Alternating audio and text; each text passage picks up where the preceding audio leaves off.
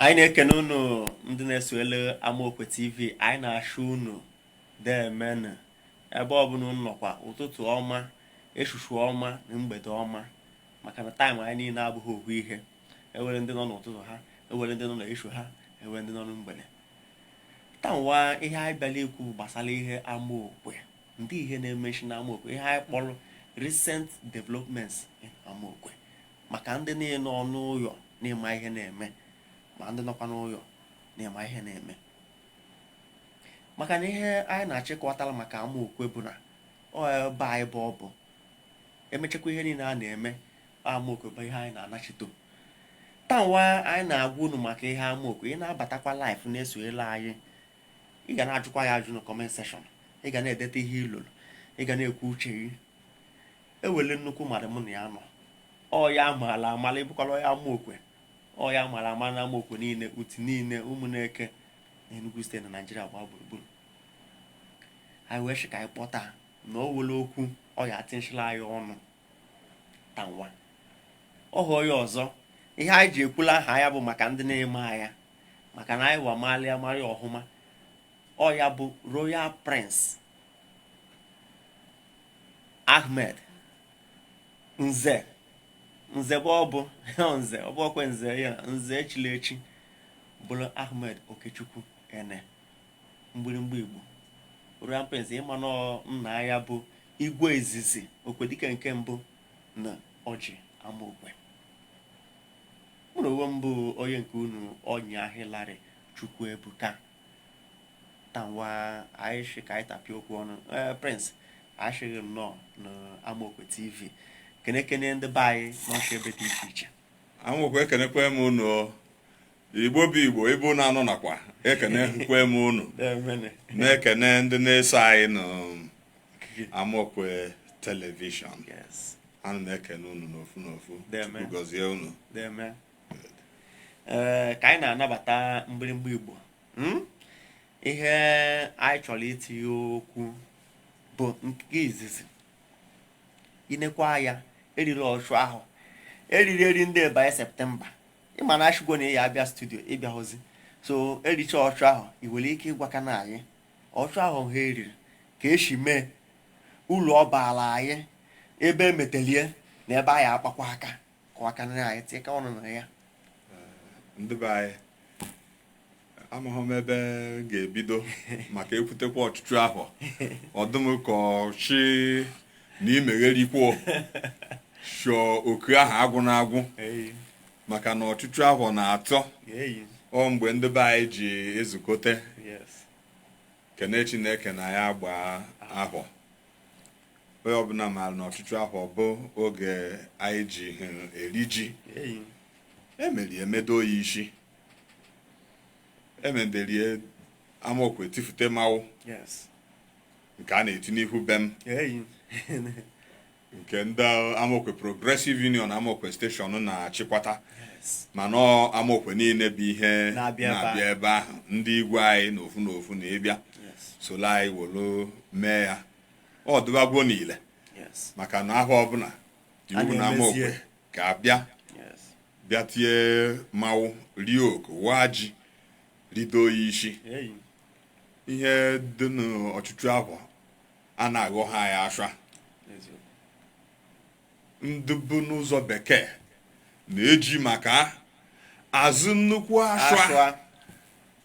The economic importance of ọchụchụ ahụ in the life of the business community of Amokwe Station and Amokwe generally.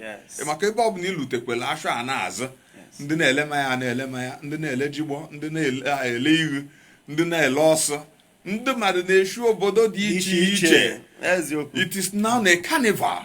Na ihe anyị na-agba mbọ ya bụ how to make it a world heritage. Anyị na-agba mbọ ka anyị jekwulu ndị UNESCO shi detuo ọchụchụ ahụ Amokwe ka ọ bụrụ a world heritage. Ọlụdụọla anyị bụ ịchịkwatawazịa medo isi, maka na mgbe izuzu ịbịakwa ndị mmadụ a na-anụ ọgụ, ụmụ okorobịa na-apịa mma, apịa bọtọ.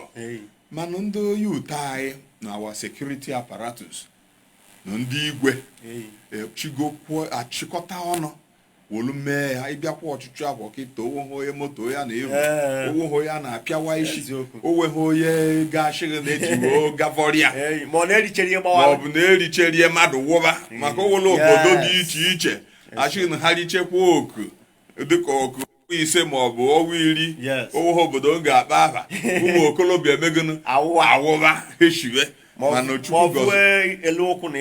Chukwu gọzila Amokwe na edichekwe oku ndị mmadụ na-atachakwa ha n'ahụ n'udo ka ha chi na-ata na-aya ịnata akwụkwọ n'ahụ ọzọ ndị n'obodo oyibo na-anata kulu ụmụ ha nata bịachi ha bịakwa n'ovolo ka ọchịchị abọda so ọlụ dịọla anyị bụ ijisie ike mana o nwere one or two places anyị na-enejela agha n'ọdụkụ ndị ụka ma ndị na-ịghọtacha ọchịchị abụọ ga na itinye aka n'ihe ha n'ime a ụfọdụ bịakwa ha ejila aka ha tinyaba ọnụ n'ọchịchị ahụ dewe rules and regulation ọ bụ ndị cultural committee supposed iwefute for instance ndị be anyị ụmụochi ma ugwu ma agbọ nwa be a na-atụjele unu oje ka eje kala eze ọ na-akwa ya ka ahụla eze ọ ha na-elo oku mana ọ dị ka ha na-ilokwa oku ha na-aka ahụhụla anyị ụbọchị oje ka akwụsị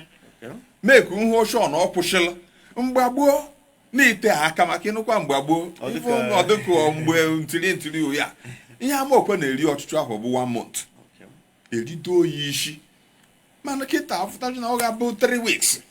If you have to change it, you have to carry the people along.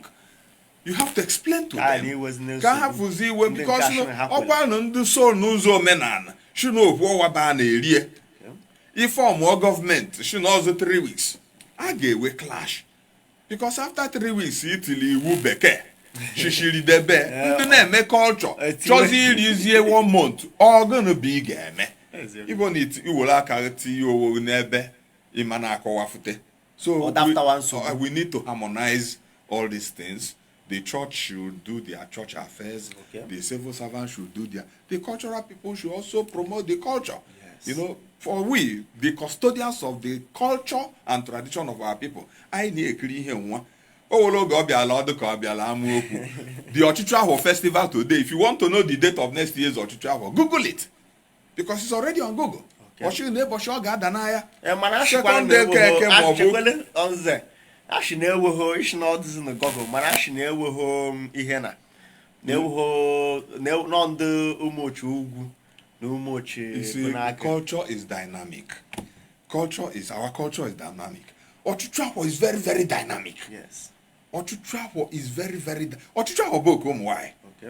Ọ ya mere ụmụochi na-elokwa oke Okechukwu. Ụmụ nwoke na-ese erie, ụmụ nwanyị na-ese emegene erie.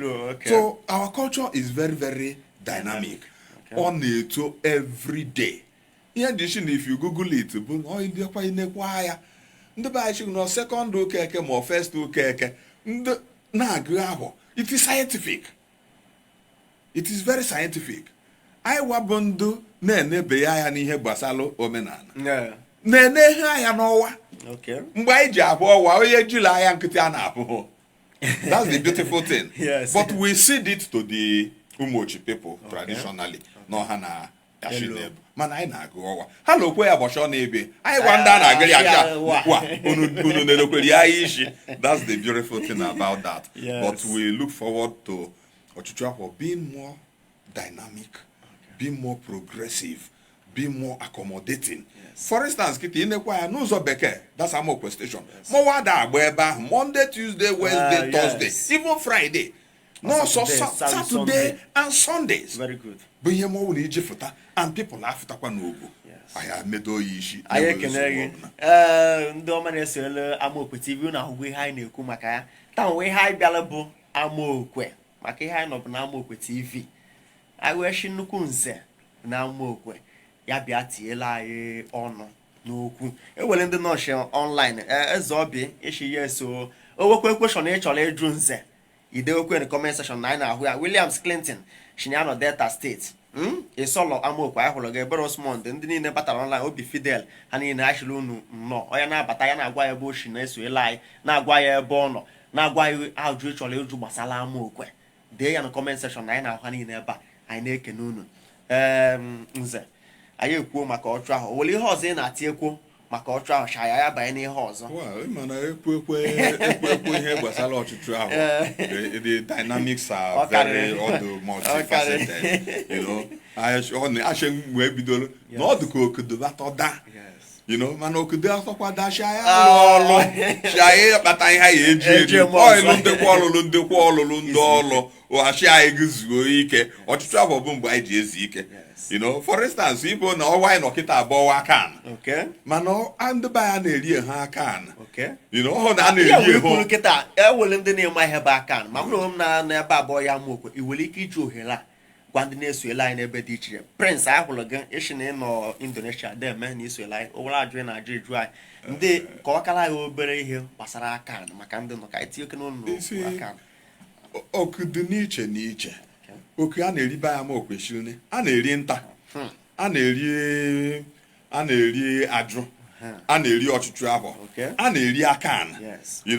Akan bụ oku na-eso na-erichekwa ọchụchụ ahụ. Ndị ihe ọ bụkana akan bụ oku ede maka na ụfọdụ che na ọjị naanị be anyị na-eri a na-eri ede ndị be anyị na-eri ede anyị na-eyi ede ọdụ a na-akọ ọha ede mgbe edogolo akọ ashu na ọ nọ n'okpe ede owoho nwaanyị n'iwe ka nwoke dolo akọ ji nwaanyị dolo aka ede so erichekwa ọchịchị ahụ rie ji aba n'ọnwa na-eto ọnwa gbala aka mgbe nwa ahụ kwa onwe onye na-akọ ihe onwe onye na-eriri ihe mmiri a na-edo a na ịghọta ọka na ịta ube na ndị nkolo akpa ọda ma ọ bụ emechi ụmụ ọrụ dị iche ndị na-abụ ndị na-akpụ ụzụ ndị na-abụ eko a na-eme mana ọ gachakwa mmiri na-akwa mgbe nwe odola anawo eyigwe ede oluzie taịm a ga-eji were megana vụtaba ede ijekwe vụta ede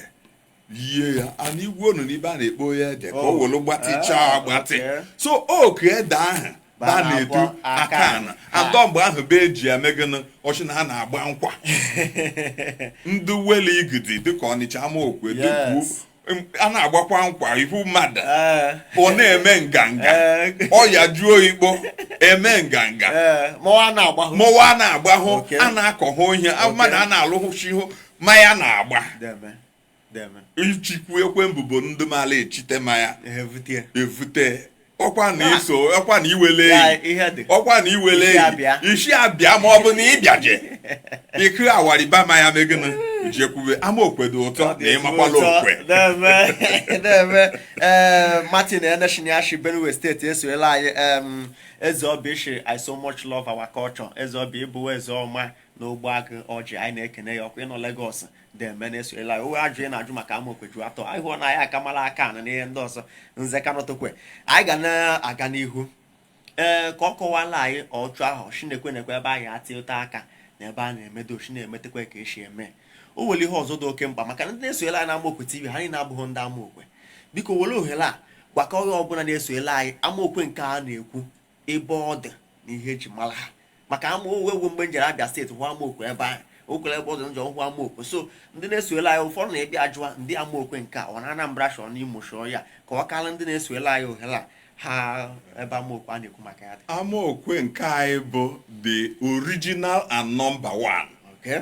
Ndị ọzọ na-azakwa Amokwe bụ dịka ndị ụmụnne anyị jewelo mbịa je n'ịnata ga nọ ndị ebe ahụ shubewe Amokwe but Amokwe nke anyị bụ Nwaneke dị n'ụdị local gọọmenti ọchị na bụ owohibe Amokwe ndị afa gbakwuo ntị ya akọma bụzaba Amokwe mana Amokwe ọ dịchabe ha onye chịkwa na ọhụ ya bịa ka nkọwadori echi ma ndị agbede nọ n'ụdị be anyị bụ Amokwe nọ ndị Amokwe be anyị jewele nta bụ ihe ga nọ ndewele rie ha ihe ha ji bụba agbede bụ na ebe a na ibe a na-eje nta n'ọgbụdagala etibe ha agbede mana in actual sense Amokwe ọ ya bụ gị na onye agbede na-emekwa ihe ị na-achụ aka ka une ọkwalụ maka Amokwe nke anyị Amokwe ụdị Amokwe Nwaneke emekwa ụmụ na-eke anyị dị ịtọ Abịa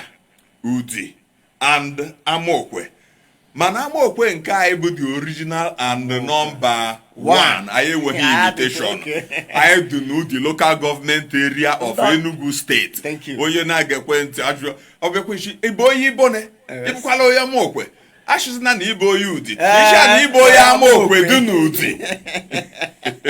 nze anyị ekene deme ewele ihe ọzọ ịgala anyị o nwere ihe njụ ọjọọ sa ajụ a ishile na ndị ụmụneke bụ Udi Abịa na Amokwe o nwere onye a na-ekwugo na Abịa na Udi onye tọrọ ka anyị hafụ ijebe ebe ahụ maka na ijebekwa ebe ahụ ụfọdụ na-like ihe dị na controversy but the truth remains na Amokwe Udi na-abịazikwe na-ewetakwa ọjị onye a na-iwere ọjị ye bụ Abịa olubelu Udi olubelu Amokwe anyị na-ajọsi ha okenye and inekwa anyị bụ na omenala anyị tọrọ ọkwa anyị niile were ofu ibeizondele ọkpa n'ilukwe n'ori agụ na eke ọga ilukwe n'ori agụ. The distance between Udi, Abia, and Amokwe to that particular spot would be the same thing. And honestly, no maka malaketa have takwa or they have how to be kwa mewe man kai have Egypt all do all issue kan ayanan do kweni issue no sebe go hola okwu oya and all man so kwenu ntama obechi na akuzido kwele ha dem kai na shitekwa na ihe Amokwe ewele akọ nnụlụ ihe anyị nọ ịma ihe anyị nọ bụ ihe anyị kpọrọ ya bụ recent developments na Amokwe ihe menshile na Amokwe mgbe natala ọchụ ahụ anụrụ m na-ewele na ahịa na-ewele na-asọshịa ndị Amokwe kpọrọ ndị mmadụ na Amokwe kpuchie iwere ike ihe ka anyị ka aka ahụ shi wee dị maka iwere ike iwe idea ihe a na-ekwu kọwakala ndị na-esoela anyị n'ịma maka kesi a na-ekwu na ahịa na-ewezili onye bịa shi na ọya wee ahịa ma ọsọ portions of ahịa. Well, that's is a sad development. A very sad development. Makanum abi ibuolai otokutela. Owe ho ye dem de ba Amokwe today mo papa ya dem de. Gashi na eboshi Amokwe bidolu we abi. Mo bo no we boshi anolo no ahode dia. But some of the families wotelu ihe anadinavi ye Amokwe no boshi abu ha yeri. In our extant records, Abi is as old as Amokwe. So it is our heritage. Ihe niile na-eme na Abi no emakwalu the history of okwu ibe shiri ka Amokwe chọrọ ije na Abi ba Amokwe na izuo asụkwa ya ijekekwe achiyo okwu agwụ ejebe. I want to also quickly point out that oweho ụzọ gala anywhere na-ebe na anụmadụ border ịkọkwa Enugu eje Ọnịcha ma ọ bụ ka Ọnịcha abịa Enugu anụmadụ be ga-aga. So ha emechetekwe ọnọpụtakwa ọdụ. Now let me get back to the issue at Abi. Several families contributed and donated portions of their land to Amokwe. Mgbe a na-enwe ya na-enwe papa ya na-enwe nna ya Abi adịbago, and it is not an issue. So today, collectively, ndị Amokwe emecheta Abi. One young man jelefụta gbaa ya aka ọ gafụtakara bịa bọchara portions of Abi na ya chọzịlụ ka ọ bụrụ mbala ezibe ya ajọ mmadụ anọkwa. And iji gosi na ọ dị aka ọ kpatala ego onye nwanne agwa kpatakwala nganga ego achị na ọ kpatala ego ọhụma ego na-eshi ishi so wozirie natabia eyi anyị egwu nke ka njọ bụ na ego akpatala bari ya ishi ọ malụ polisi malụ bekee Kpalalam. Eziokwu na-ewele ndị akpụkalị. Nchi geke ntị. Okay. Kpalalam ọ gabe ndị bebe bekee. Wolu polisi bịa kpụrụ igwe niile debe Amokwe. Including mụ na onwe m nwa eso m n'ihe akpụ ọlụ. Maka iche na-egwu ka ụla. Anyị elute ọgụ ka a ga-agwụchirala ibe anyị nọ. Kpụta akwụkwọ kpụ ihe anyị. Ndị statement. Ọmụ nwa ze Royal Prince. Bụ ihe gechele ọnụ shi polisi wadi ishi bịa ka. Eji ka anyị eji. Ọchị mba na-eji ha anyị mana anyị ga-ebe elu ụwa anyị ebe elu. Anyị ajike n'unu. And I took a good look at His Royal Highness retired Justice Igwe Peter Chikereze Oya. Justice Oya. So n'ihe eji. Na ya na-ekiri a retired federal bureaucrat of the highest level. Igwe Architect Chiboke. So n'ihe eji.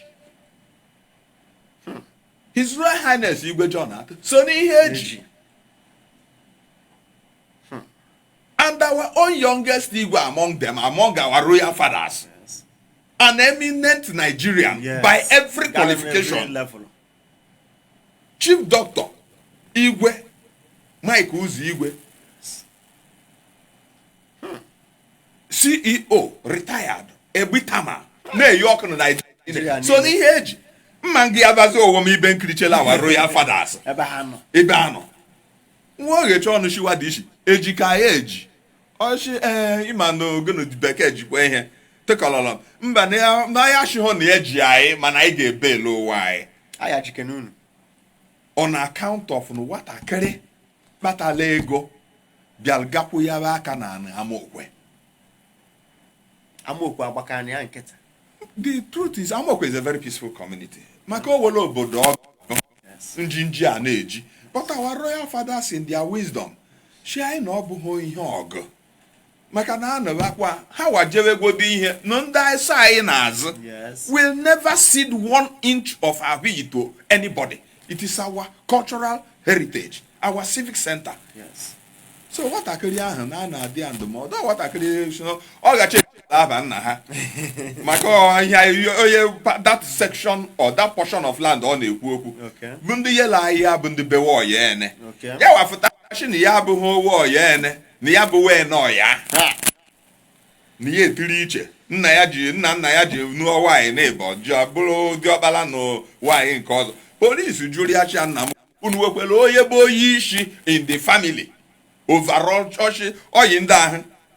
She no Mr.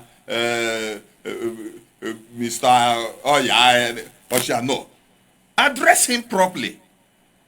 Oye chilo ọzọ bi na alụ aka wetachi Mr. Hey. Manu nke bụ eziokwu bụ ma bekee ma ịwa maala nke bụ eziokwu. Oya bejishi shiemene n'ike na o mechetokwe ihe na-akụkwari ekwe ọghọta nọ nka ekwe ba na akịrị ya. So it is a thing that it saddens me because I am in the eye of the storm. Ajụkarị abịa o si na etinderi ya ihe na Amokwe tinderi ya ihe ya jishi ike warụ neko oluzi ka ajụ ọrịa nna m wa ndị ka ndị tiri ihe ụlọ onye n'ebe anyị maala solutiri ihe omende mbe nwe ọchị ọ na-eyo eyo na Mgbirimgba wasoti ya. And this was a young man. I've not set my eyes on him in the last 12 years. You know, Ashu ụlọ onye ọzọ ọchị na barista bid enewali so bid anataho bid anoho. So when the gods want to, he who the gods want to destroy, they first make him mad. Nchita nni anọ shushu oye we na-eji ọsọ agbakwula agụ owulu n'ọnụ. So ihe ndị igwe gwara anyị bụ biko nụ aya na ana anyị kpere. But our traditional constitution edegwo na akwụkwọ Igwe ba ya Amokwe cannot sue ya Amokwe. And they have respected that all along. Starting from our first royal father, Igwe Joseph Igwe Nagana, and may his soul rest in peace. Not even late father, you know, who had gone to be with the ancestors. But no, mwaka pararam haga police. Shishi biya wote Igwe, shishi biya wote, you know. So because no, like I said, with all sense of seriousness, I want to use this opportunity again to draw the attention of Amokwe Development Foundation members. Niye nwahokwe ogu Igwe ile nemu uzi Igwe injinamai. Obokwe nke akite Chiboke. Nke oji abu nke Justice Oya, nke oji abu Igwe nke Igwe John Ate, mobu nke Mgbirimgba. It is a collective responsibility. Oye nokwa ibe ono. Ni anu na akpori Igwe ndị Amokwe niile. Gbachite nkịtị owel ka o shi gbasata ya. Onye ahụ jiri ile ya gụọ eze ya ọnụ. Because na onye kparịrị Igwe ndị be anyị bụ Amokwe niile bụ omegono ọkparịla. You know, so I am sad whenever I remember that. At the same time, I thank God for the quality of royal fathers I will. Maka ndị be anyị bịakwa eme etu ndị Igwe achị anyị wayo and I na-anụrụ ha ihe. Deme. Nze ayekene biko ka anyị ndị nọ online Buchi Henry Abuchi Nwaike from Obioma out local government area in Ekene Ashigide eme Kensele King watching from Enugu Obeti Okechukwu we are doing a great job anyị na-ekene niile no life biko ka ị nọ life ebe a na-eso ele anyị unu ahụghị ihe anyị na-ekwu maka ya gbasara Amokwe ihe dị iche iche na ihe na-emegashi owe ajụjụ ị chọrọ ịjụ dee ya na comment section kịta ka nze zaa ya anyị ekwuo maka ọchụ ahụ anyị ekwuo maka ahụiyi a na-azọchi akpọrọ ndị Igwe jee police station ọzọ anyị na-ene ha ya bụ ewele ihe mere na Amokwe bụ nkwa nnukwu ihe ewele eze ọbịa ishe let Amokwe build something like stadium ọ dị mma ewele ụlọ ọgwụ anyị kaji n'aka anyị mechekwa ya anyị abanye na stadium a na-ara Amokwe medical center ọ dị oke mkpa ewele ihe ọzọ ewele nnukwu mmadụ hafụrụ na Amokwe and I know why bụ ndị Amokwe TV anyị mandala ime ma ndị mara na gị na onye wa hafụrụ dị na mma shie ọ nnukwu mmadụ Chief Emeka Eze former special advisor to the president and former governorship aspirant former this and former that ọ nnukwu mmadụ na Amokwe biko ka gị na ya adịghụlụ iwere ike iji ohere a gwa ndị Amokwe na-esola anyị ndị na-eme ya bụ Emeka Eze a ma ndị na-anụ onu ya ma ndị na-eme anụ ọgwụgwọ iwere ike iji ohere akọwatara ha obere akụkọ gbasara Chief Emeka Eze na mbọ ọ gbara n'ebe Amokwe nọ na mmepe Amokwe. Amahụ m na ejekewo ite okwu gbasara ike jeje mba Amokwe. Maka na ịkpa m ibe abaya mmiri moda Emeka Chief Emeka Eze ka isi kwu she has gone the way of all mortals. Igwe niile ga-eje n'ụzụ and when it is your time to be called you have no other option but to answer that call of nature. There's time for everything. Emeka was like, I'm a but he was a father to me. Okay. He was my boss. He was my mentor. He was my friend. He was my uncle. Okay. I worked with him for checking how time flies. We've been together for 25 years. At a particular point in time, I was the first person to see him wake up in the morning. Okay. And the last person to see him go to bed.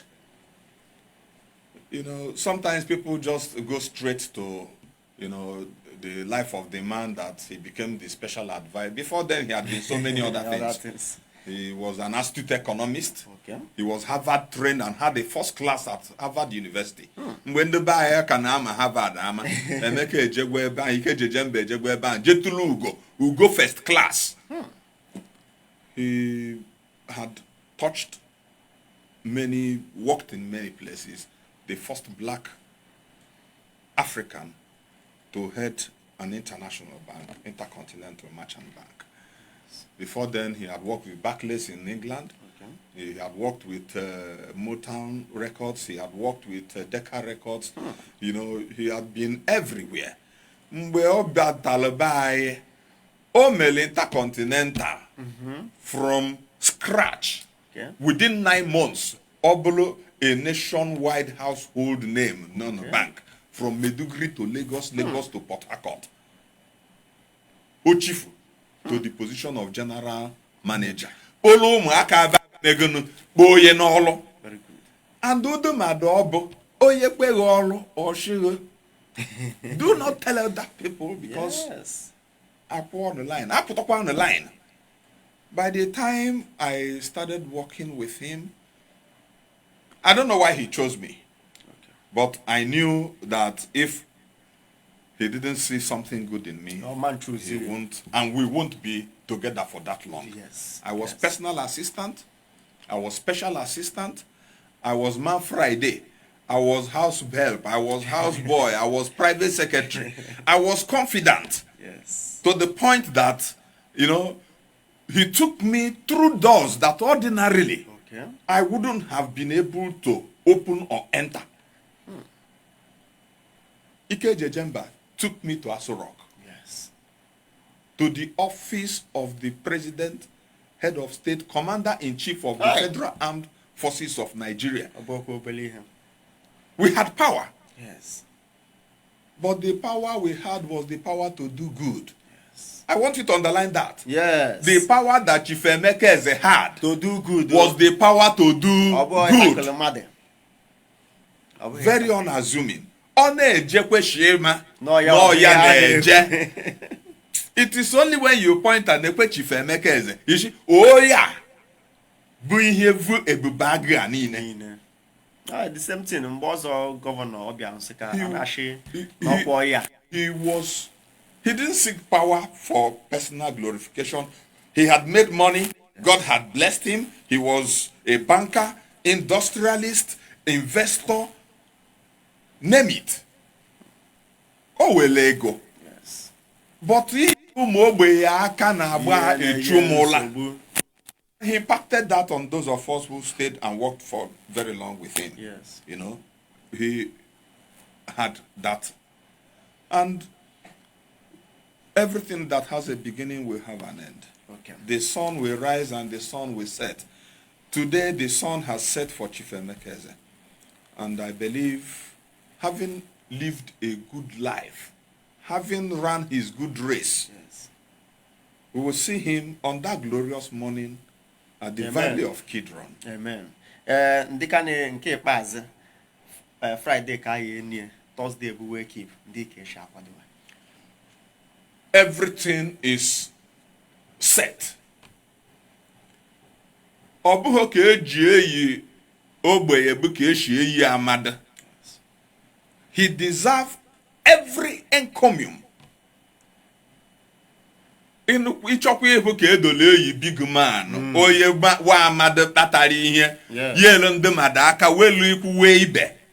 Bịawa Amokwe bịa solukwa ya lu Chief Emeka igwu nke ikpeazụ. Igede ga-anọrie. Igede na-eje hụ bo ya ụbịam. Igede bụ ejebe oyi ụkpa. You know, in his lifetime, Emeka was a very quiet, you know, he was not ostentatious. Yes. But we are celebrating him. Yes. We are celebrating him for the good life he lived, for the lives he touched, yes, for the people he helped, for the industries he built, for the people he built. The greatest investment Emeka made. Capital development. You know, fortunately too, you know, he was blessed with many children. He was blessed with brothers. He was blessed with relations. Yes. And all hands are on deck to make sure that he lives on a golden note. Thank you so much, Nze. Unaya unahụnụta nwa dị egwu nkata anyị. Nze ga na-abịakwa studio ati ọnụ n'okwu na ihe ọmalụ karịrị akarị okwu ya na-agụgụkwa one day na anyị ga-emeghukwe gbasara Amokwe ụbọchị ọzọ ọgwa nkwa anyị akụkọ ndị ọzọ na-eshi na Amokwe. Nze anyị kenere gị ka isi wee bịa Amokwe TV taa nwa anyị shi gị nnọọ. Anyị na-achị ndị na-esola anyị n'ebe dị iche iche. As you are joining us, tell us where you're joining us from. Share this video. Let others learn from this particular video. Let's try as much as possible to follow and like Amokwe TV. And also go to YouTube, Amokwe Community TV. Subscribe. It's free to watch more interesting videos. Yeah, my video to travel. The hand doesn't make the goal. I will not share Nze kene ndị na-esola anyị tanwa na program anyị mele na anyị na-achịkọwa. Ana m ekene ndị niile na-esonyela anyị. And when I say that because by God's grace, I happen to be privileged to be a member of the editorial board of Amokwe Television. I even don't know what the news and I don't have news, but we thank God we are growing, and today Amokwe Television is the #1 community television across the globe. And please keep watching Amokwe Television. Amen. Thank you. Keep following us. Thank you. It's still your #1 person and the presenter on your Hillary Chukwebuka. I na shunu. Ebe ọbụna unu nọkwa ihe ọbụna unu na-emekwe ga na-agala unu. Demen maka iso ele anyị. Demen.